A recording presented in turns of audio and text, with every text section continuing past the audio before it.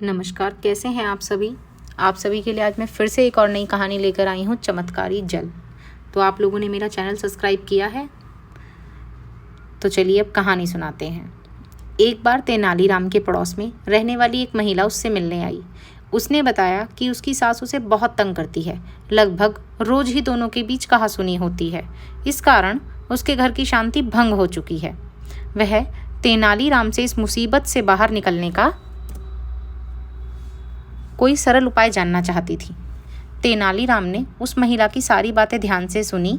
फिर वह उठकर भीतर गया और उसे पानी से भरी एक बोतल लाकर देते हुए बोला, इस बोतल में चमत्कारी जल भरा हुआ है। जब भी तुम्हारी सास तुम्हें कुछ कहे तो चुल्लू भर जल अपने मुंह में भर लेना और ध्यान रखना कि 2 मिनट तक वह जल मुंह में ही रहे। ना तो उसे पीना है और ना ही उसे थूकना है। 2 मिनट पूरा होने के बाद उस जल को पी लेना। फिर तुम बातचीत कर सकती हो। जल्द ही तुम्हारी सारी तकलीफ़ें दूर हो जाएंगी।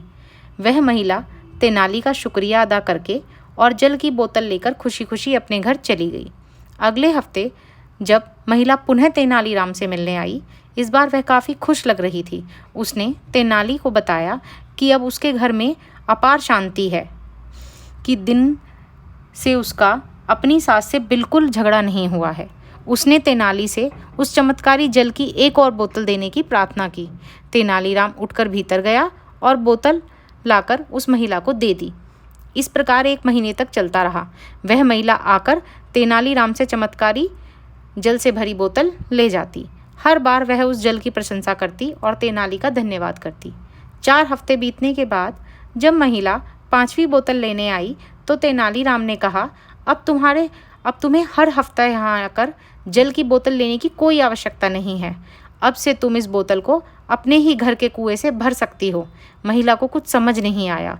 वह आश्चर्यचकित होकर तेनाली का मुंह ताकने लगी। तब तेनाली ने महिला को समझाया, उस बोतल के जल में चमत्कार नहीं था। चमत्कार हुआ है तुम्हारे चुप रहने से। मुंह में भरे जल के कारण तुम अपनी सास से शीघ्र ही पलटकर करारा जवाब नहीं दे पाती थी। जब तक तुम वह जल पीकर बोलने लायक होती, तब तक वह पल बीत चुका होता और तुम्हारी सास दोनों का गुस्सा ठंडा हो चुका होता था।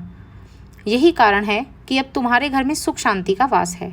अब वह महिला अपनी भूल समझ चुकी थी। उसने तेनाली का शुक्रिया अदा किया और चुपचाप अपने घर चली गई।